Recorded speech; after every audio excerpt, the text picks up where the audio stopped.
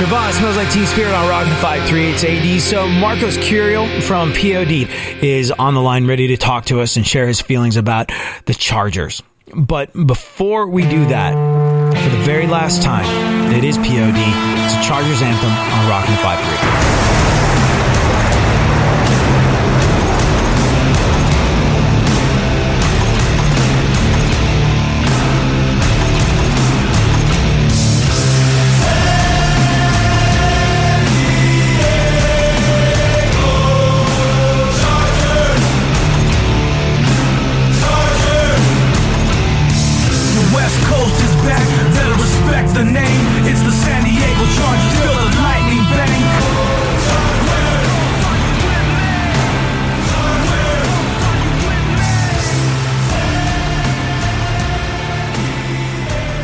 Chargers anthem for what I would imagine would be the last time. P.O.D. on Rockin' 5.3, and I'm fortunate enough to be joined on the phone by a lifelong dedicated Chargers fan, Marcos Curiel from P.O.D. How are you doing today? Sad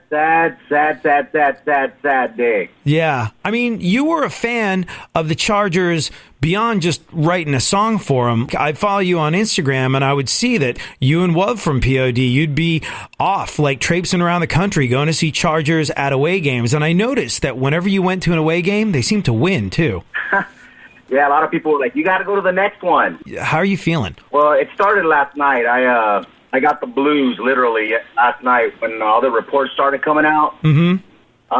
It kind of sunk in a lot today, and I'm just bummed out. We're like, most of San Diego's bummed out, you know? You know what we've been saying around here? It kind of feels like we've been broken up with via text message. You know what I mean? It's just like our mayor didn't know it was coming. We didn't know it was coming. Like, we found out on Twitter that you were dating someone else. Thanks a lot. But that just shows you the type of organization San Diego's been dealing with. That is so not classy, man. Here's the thing. The vibe I'm getting is that, like, obviously the players, if they were in the know, they were told to keep their trap shut, and you know they kind of had to do that. Players are still feeling the love, and I think they're kind of sad about how it went down. It was like decisions made above everyone's head. Yeah, well, it's unfortunate that it's all about money. Yeah. You know, I read an article in the LA Times saying, like, don't expect a warm welcome when you get here. Relationships are based on trust. And you had a city that loved you unconditionally for 56 years, and you broke that trust. We're not looking forward to this going in. And this was in the LA Times. I was like, whoa. Yeah, it's like I said, it's unfortunate. It's a sad day for me and my friends, my family. We've been investing in our team emotionally, financially for so many years, and it just feels like someone slapped you in the face and just took off running. Does it feel like a bad breakup to you? Yeah, it's horrible. It's horrible. We're talking with Marcos from P.O.D., who happens to be a lifelong Chargers fan. Do you think, because like I'm originally from New York, and I've got New York friends that just because it's been a family thing for so long, I was like, how are you from New York and a Dodgers fan? Well, like, it goes back to when my great-great-grandpappy used to be a fan of the Brooklyn Dodgers. Do you think that with the way this went down, there's going to be San Diego fans that are going to remain fans despite the move? You know what? There definitely is going to be some fans there. I don't know what the percentage is going to be, but they're all, I mean, I would assume it's going to be pretty low. Uh-huh. I have kids who, you know, I brought up being Charger fans. They're very bummed out today. Yeah. And I told them, I said, listen, we'll keep an eye on them, and if you really want to go, we'll make a trip up to L.A. But I'll tell you this much, I'm loyal to the soil, baby. Loyal to the soil. I love that. Say that again. I'm loyal to the soil, baby. Mm-hmm. And you know what? I'm from San Diego, and if another team comes here, you know what? They got me. That's going to be your team. Yep. You know, you bring up a very good point. I spent a lot of time in Houston before coming to San Diego, and the rest of the country kind of took the Houston Texans as a joke. But, you know, folks in Houston were unbelievably excited to have a football team again after the Oilers went away, and now look where they are. They've rallied around the team, and the team's doing what it's doing. So just because the Chargers are gone, it's not the end. But on the bright side, I'm a soccer fan. It looks like San Diego's going to get an MLS team out of this. Uh-huh. Which I'm pretty stoked about. I don't know when that's going to go down. And eventually, hopefully, we can get it right and get another NFL team in here. We hold out hope. Well, Marcos Curiel from P.O.D., thank you so much for taking time to weigh in and share your feelings about the San Diego Chargers. There's no bigger Charger fan than you. You and Wav were traveling all over the country just to see the Chargers, and I think you summed up perfectly how we're feeling, all of us today. Like, yeah, it sucks. We are loyal to the soil here in San Diego. But, AD, you know what's crazy, man? Is I got to meet Dean Spanos for the first time when I went to Houston a few weeks back. How'd that go? And I asked him, I said, how come you made it a city vote?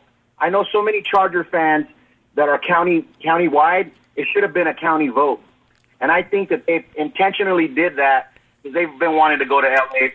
for a minute now. Really? What was his response? This is insider stuff. Well, he said I couldn't. Did you ask him why? No, and then he walked off. Yeah. But the thing is, I talked to the PR guy, and he mentioned that they were advised to do it that way, and that now they think that was the wrong decision at the time. But who knows? You know what I'm saying? Yeah. So you asked him about it, and Dean Spanos walked off. Seems to be his specialty these days. Oh, he said exactly. He said I couldn't. Yeah, well, if there's one thing I've learned, if you care enough, there's always a way. Do you think there's any truth to the fact that maybe if like they'd gotten a different place to play in, we wouldn't be looking at this situation? If maybe that was addressed a couple years ago, how much do you think that weighs into it? Oh, it weighs in a lot. Yeah, I think it's sad that the city wasn't able to come to terms with the Chargers, and the Chargers come to terms with the city on something that worked for everyone. Yeah. Yeah, so the city and the Chargers couldn't figure it out, and here we are, the people of the city, and to some extent the players stuck in the middle going, Mom, Dad, stop fighting, what just happened? They broke up. Well, the Chargers are always going to have a special place in my heart. I'm gonna be looking from afar, and, I don't wish no ill will on anybody. I think it's awesome that everyone's congregating over at the facility and leaving their jerseys and stuff. I'm thinking about doing the same thing, but I'm not 100% sure yet, though. Right. Trust Marcos from P.O.D. to be able to find a silver lining to this situation. Dude, thank you so much for your music. Thank you for being such a vital part of San Diego, and thank you for making the time to call us and weigh in today. You rule, dude. Right on. We love you, SD. AD. SD and AD, for that matter, love P.O.D. We're Rock 105.3. Rock 105.3. My hero, Foo Fighters on Rock 105.3. It's AD. So if you want to share your feelings about the situation with the Chargers today, 570-1053 is my number. Or you can email me, ad@rock105.3.com. Rob in Chula Vista checked in over email to say thank you to Marcos from P.O.D. He was on the show earlier. He said thank you to Marcos from P.O.D. for saying exactly how we all feel about the Chargers.